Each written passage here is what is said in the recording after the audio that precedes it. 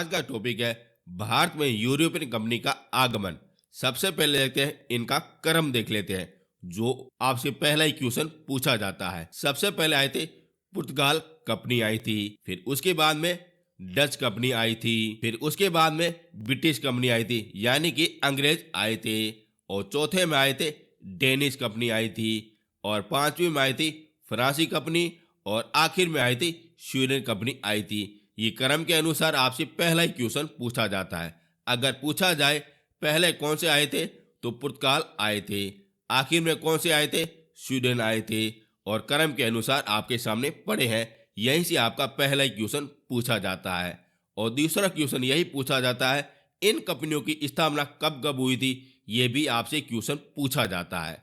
पहले देखते हैं पुर्तगाल कंपनी की स्थापना, और इसकी स्थापना हुई 1498 में हो गई थी। दूसरी हो जाएगी अंग्रेजी यानी कि ईस्ट इंडिया कंपनी हो जाएगी, और इसकी स्थापना हो जाएगी 1600 में हो जाएगी। और तीसरी में देखते हैं डच, और इसकी स्थापना 1602 में हो गई थी। और अब देखते हैं डेनिश कंपनी, और इसकी स्थापना 1616 में हो गई थी। अब देखते हैं फ्रांसी कंपनी, और इसकी स्थापना 1664 में हो गई थी। और आखिर में हो जाएगी स्वीडन कंपनी, और इसकी स्थापना 1731 में हो गई थी। आपसे ये दूसरे क्वेश्चन के आधार पर आपसे सीधा ही क्वेश्चन पूछा जाता है। यदि पूछा जाए पुर्तगाल तो इसकी स्थापना हुई थी 1498 में हो गई थी। ब्रिटिश कंपनी की स्थापना ये हुई थी 1600 में हुई थी। डच 1602 में हो गई थी। डेनिश 1616 में हो गई थी। फ्रांसी 1664 में हुई थी, और आखिर में हो जाएगी स्वीडन, और इसकी स्थापना 1731 में हो गई थी। साथियों, यहीं से आपके क्वेश्चन पूछे जाते हैं। अब अपन एक एक करके सारी कंपनियों के बारे में सब कुछ देख लेते हैं, जैसे आपका एक भी क्वेश्चन बाहर नहीं जाए। मेरी कोशिश यही रहती है कि आपका सिलेक्शन हो जाए और एक भी क्वेश्चन बाहर नहीं जाए। यदि आप हमारे चैनल में पहली बार आए हो तो चैनल को जरूर से जरूर सब्सक्राइब कर देना। यदि आपको पीडीएफ चाहिए तो नीचे आपको लिंक मिल जाएगा, वहां से आप डाउनलोड कर भी सकते हो। यदि किसी भी प्रकार की कोई हेल्प चाहिए तो ये पड़े मेरे व्हाट्सएप नंबर, आप हमसे कांटेक्ट कर भी सकते हो। और दोस्तों, मैं जल्द ही एक हिस्ट्री की ई बुक भी लॉन्च करने वाला हूँ। यदि आपको पसंद आए तो जरूर से जरूर डाउनलोड कर देना। इसी महीने में होने वाली है, जो बड़ी शानदार होगी। अब अपन एक एक करके सारे देख लेते हैं। अब देख लेते हैं यूरोपियन कंपनी भारत में आने के कारण देख लेते हैं। यहीं से भी आपका तीसरा क्वेश्चन पूछा जाता है। अब कारण क्या है वो भी अपन एक एक करके सारे देख लेते हैं। सबसे पहले कारण हो जाएगा उष्णकटिबंध वस्तु। ये हो जाएंगे मसाले, रेशम, कीमती पत्थर और चीनी के बने हुए बर्तन। ये सारी की सारी मांग अपने यूरोप में थी साथियों। और जैसा कि आप सभी लोगों को पता है, यूरोपियन देश अपने वाणियों का देश कहा जाता है। अगर यहाँ पे ये भारी मांग है तो क्या करेंगे, दूसरे स्थान की खोज करेंगे जहाँ पे ये कच्चा माल लाके यहाँ पे तैयार करके अपना मुनाफा कमाएंगे। ये पहला कारण हो जाएगा। दूसरा कारण हो जाएगा कि तुर्की में एक साम्राज्य की स्थापना हो गई थी, जिसे कहा जाता है उस्मानिया कहा जाता है, और ये यूरोप से एशिया जाने वाले मार्ग को ये बंद कर लेता है। इस कारण नए व्यापार करने के लिए एक नया मार्ग की स्थापना करना चाह रही थी। अभी कहाँ पे हो जाएगा तुर्की, ये हो जाएगा ईरान, सऊदी अरब, ये वाला क्षेत्र हो जाएगा, जहां से यूरोप से और एशिया जाने के लिए मार्ग था, लेकिन इस साम्राज्य ने बंद कर लिया है। फिर एक नया मार्ग खोजा गया, जो आप रेड कलर में देख सकते हो, इसकी ये खोज की गई थी। और तीसरा कारण हो जाएगा कि भारत में औद्योगिक यानी कि कच्चे माल की बड़ी भरमार थी, और यूरोपीय कंपनी को यही तो चाह रहा था, कच्चा माल कहाँ पे है, भारत में। इस कारण भारत से सारा का सारा कच्चा माल लाके यूरोप में सप्लाई करके अपना मुनाफा कमा सकते हैं। ये तीसरी कारण हो जाएगा। और चौथा कारण हो जाएगा तीव्र औद्योगिकरण हो जाएगा। आखिर इसका क्या मतलब होता है? इसका मतलब यही होता है कि यूरोप में औद्योगिकरण का विकास हो गया था, यानी कि यहाँ पे मजदूर लोग कार्य नहीं करते थे, केवल मशीनों के द्वारा ये कार्य किया जाता था। और मशीनों को क्या चाहिए था? कच्चा माल चाहिए था। और इस कारण भारत में आने का ये भी कारण मिल जाता है। और आखिर में हो जाएगा कमजोर मुगल सत्ता हो जाएगी। सभी लोगों को पता है जब औरंगजेब 1707 में मारा गया था, फिर उसके बाद में जितने भी हमारे मुगल साम्राज्य बने थे वो सारे के सारे कमजोर और बड़े ही बेतुके साम्राज्यवादी थे। इस कारण यूरोपीय कंपनी को आने का एक सुनहरा अवसर मिल जाता है।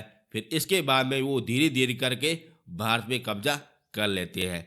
ये हो जाएंगे प्रमुख कारण हो जाएंगे और यहीं से भी आपके क्वेश्चन पूछे जाते हैं साथियों।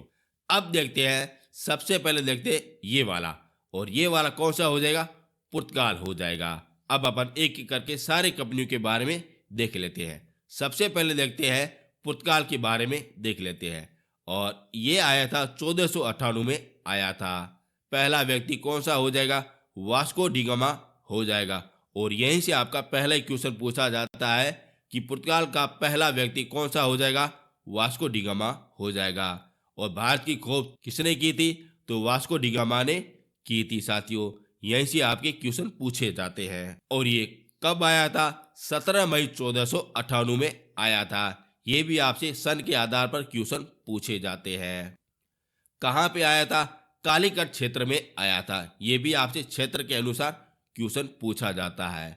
अब दूसरा कौन सा आया था? और दूसरा आया था पेडो अल्बेज कैब्राज, और ये आया था 1500 ईस्वी में आया था साथियों। और यहीं से आपके क्वेश्चन पूछे जाते हैं। अगर पूछा जाए पहला यात्री तो वास्को डी गामा हो जाएगा, और अगर पूछा जाए दूसरा तो ये पेडो हो जाएगा। यहीं से आपके क्वेश्चन पूछे जाते हैं। अब अपन कुछ और भी देख लेते हैं। वास्को डी गामा 90 दिन की यात्रा करने के बाद में कालीकट क्षेत्र में पहुंच जाता है और उसकी मदद करता है अद्बुल मनीष करता है। और ये इस प्रकार से भारत में कालीकट क्षेत्र में पहुंच जाता है। और कालीकट क्षेत्र का राजा होता है जबरोनिक होता है, जो वास्को डी गामा की स्वागत बड़ा ही धूमधाम से करता है।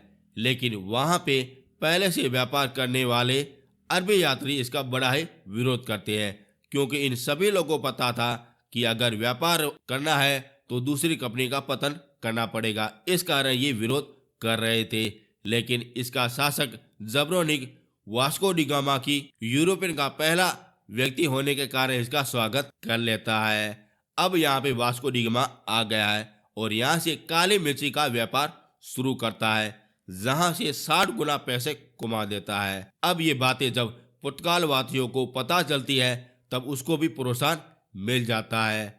अब इनके प्रमुख रूप से दो ही कारण मिल जाते हैं। पहला यही कि अरब व अन्य जितनी भी कंपनियां हैं उसमें भारत के जितने भी प्रभाव कर रहे हैं उनको वो बर्बाद कर ले। और दूसरा कारण यही मिलता है कि इस्लाम धर्म का प्रचार करे। ये हो जाएंगे पुर्तगाल के कारण, हो जाएंगे भारत में हो जाएंगे। इसके उद्देश्य दो ही थे। और पुर्तगाल शासक के द्वारा पूर्ण व्यापार को विशेष प्रोत्साहन तथा शाही एकाधिक अधिकार प्राप्त था।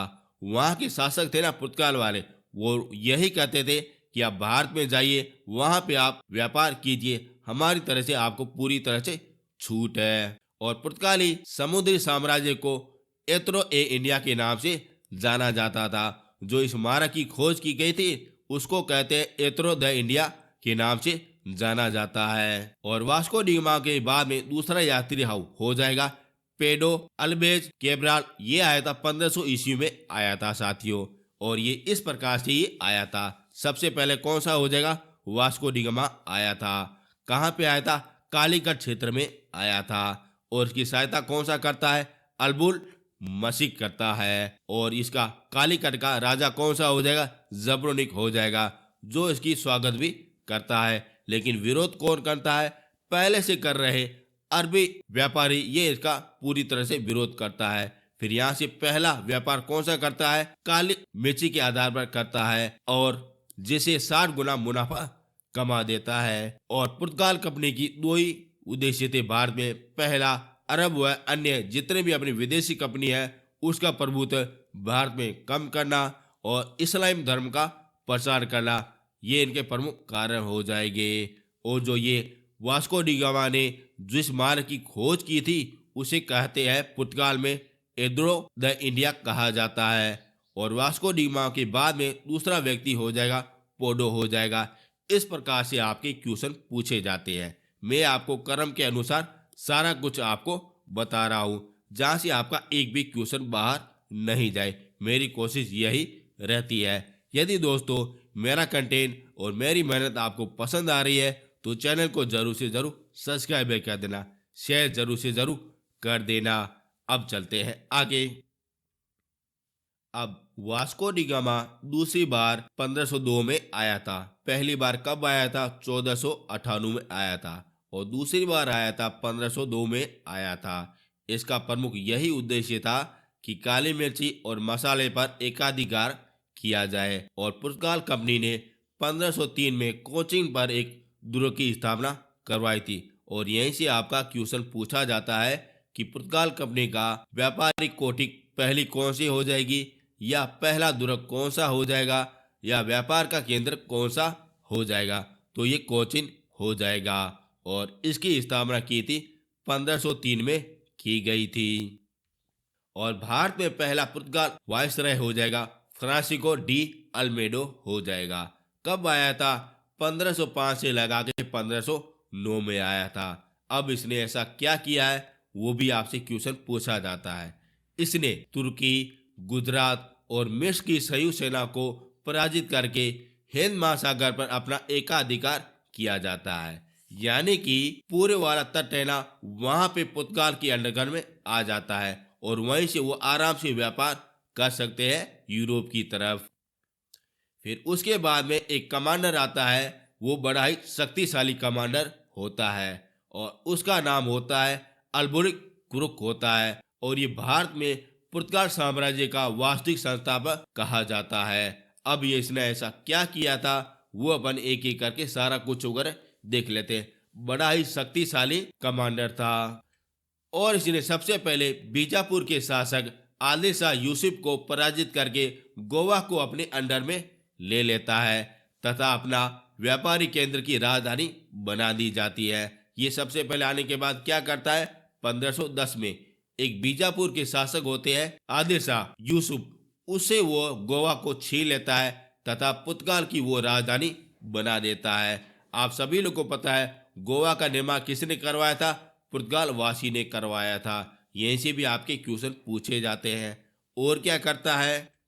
और यह है 1511 में व्यापारी मंडी मनका और हुरबुज के अंडर में लिया जाता है। और इस प्रकार पूरे भारत में नौसेना में सबसे शक्तिशाली कौन सा केंद्र हो जाता है? पुर्तगाल कंपनी हो जाते हैं।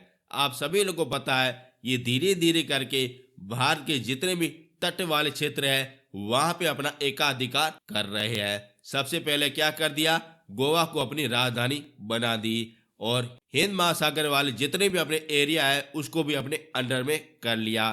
फिर आखिर में मंडी को भी अपने व्यापार का केंद्र बना लिया। इस प्रकार से धीरे धीरे के करके कार्य कर रहे थे। और ये करने वाला व्यक्ति कौन सा हो जाएगा? अल्बोनिक कुरुक हो जाएगा। अब इसकी और भी प्लानिंग थी, वो भी अपन देख लेते हैं। इसने भारत में निम्न जाति की बस्तियों से महिला को विवाह करना प्रारंभ कर लिया था। ये क्या कर रहा था? पुर्तगाल की संख्या बड़ी कम थी, इस कारण भारतीय महिला के साथ में ये विवाहित कर लेता है। उसे क्या होंगे?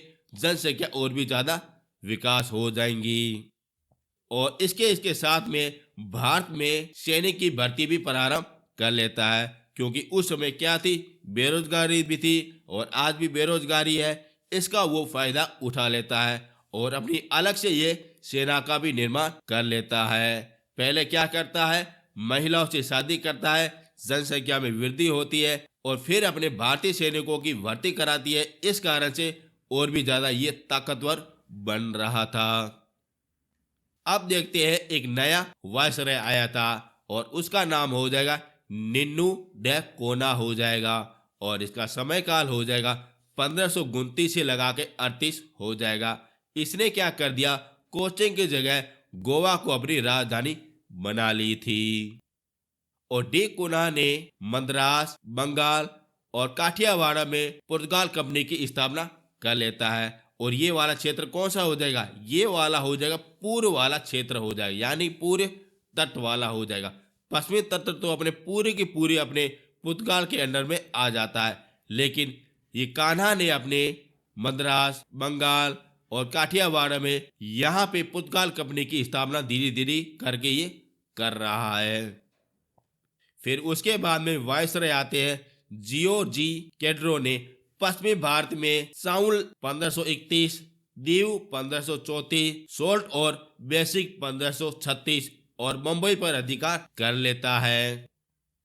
और इस प्रकार पूरे तट पर कोरोमंडल में मसूलीपट्टनम बंदरगाह पर कब्जा करना चाह रहा था। और बंगाल के शासक मसूर शाह ने 1534 में चटगांव और सटगांव को व्यापार की कोठी बनाने के लिए अनुमति दे देते हैं। और ये कहाँ पे क्षेत्र हो जाएगा? ये हो जाएगा मतलब पूर्व वाला क्षेत्र हो जाएगा। पश्चिमी में और अपना अच्छी तरह से गोवा की राजधानी चल रही थी, लेकिन अपने पूर्व की ओर अपने चल रही थी ये बंगाल के क्षेत्र चल रही थी। और जहाँ पे बंगाल के शासक मसूर शाह ने इसको अनुमति दे दी थी। और चटगांव के बंदरगाह को पूर्व महान बंदरगाह की संज्ञा दी गई थी। और इस प्रकार पुर्तगाल वासियों ने हिंद महासागर पर अपना अधिकार कर लिया था। वहां पे जितने भी अपने जहाज जा रहे थे वहां पे टैक्स के आधार पर वसूला कर दिया जा रहा था, यानी कि पूर्व वाला क्षेत्र अपने अंडर में कर लिया था। फिर वो धीरे धीरे करके जितने भी अपने व्यापार लोग आ रहे थे जा रहे थे वहां से टैक्स के रूप में अपना आय कर रहे थे। इस प्रकार से वो कर रहे थे। अब अपन कुछ और भी देख लेते हैं जहाँ से आपके क्वेश्चन पूछे जाते हैं। यदि दोस्तों मेरा कंटेंट और मेरी मेहनत आपको पसंद आ रही है तो चैनल को जरूर से जरूर सब्सक्राइब कर देना, शेयर जरूर से जरूर कर देना। अब देख लेते हैं ये पुर्तगाल कंपनी की पतन का कारण क्या क्या मिलता है, और यहीं से भी आपके क्वेश्चन पूछे जाते हैं। पहला कारण यही मिलता है, धार्मिक कारण मिलता है। यहाँ पे जितने भी अपने हिंदुस्तानी है वहाँ के मन में क्या था, अपने धर्म के प्रति बड़े ही सचेत थे। इस कारण ये भी कारण मिलता है। और दूसरा कारण यही मिलता है कि गुप्त रूप से व्यापार करना और डकैती और लूट मार के आधार पर नीति अपनाना, ये भी इनका कारण मिलता है। और तीसरा कारण यही मिलता है कि उस समय ब्राजील की खोज की गई थी और ब्राजील अपने यूरोप के सर्वाधिक पास में होता है। और यहीं पे सारे के सारे संसाधन जो भारत में मिले थे वो सारे के सारे ब्राजील में मिले थे। फिर वो धीरे धीरे करके वहाँ की ओर रुख करते हैं। अन्य यूरोपियन कंपनी यहाँ पे आ गई थी और इस कारण इनका पतन धीरे धीरे करके हो रहा था। और पुर्तगाल के वायसराय पर राजा का अधिकार नियंत्रण था। वो अपने अंडर के रूप में कोई भी निर्णय नहीं ले सकता था और सारी की सारी अपनी जानकारी पुर्तगाल के राजा को देनी पड़ती थी। यही कारण मिलते हैं और इस कारण से ये पुर्तगाल कंपनी का नाश होता है और ये भारत में चले जाते हैं। और ये हो गया आपका टॉपिक हो गया पुर्तगाल कंपनी के आधार पर, जहाँ से आपके क्वेश्चन पूछे जाते हैं। कल मैं आपको बताऊंगा ये डच के आधार पर, जहाँ से आपके क्वेश्चन पूछे जाते हैं। मैं आपको सारी की सारी कंपनियों के बारे में सब कुछ आपको बता दूंगा। और इसी के साथ ये आपका पहला वीडियो पूरा हो गया है। आई होप आपको अच्छा भी लगा होगा। यदि अच्छा लगा है तो चैनल को जरूर से जरूर सब्सक्राइब कर देना, शेयर जरूर से जरूर कर देना। यदि आपको PDF चाहिए तो नीचे आपको लिंक मिल जाएगा, वहां से आप डाउनलोड कर भी सकते हो, या हमारे WhatsApp नंबर पर आप कांटेक्ट करके वहां से भी डाउनलोड कर भी सकते हो। अब मिलेंगे नेक्स्ट वीडियो में। थैंक यू सो मच साथियों।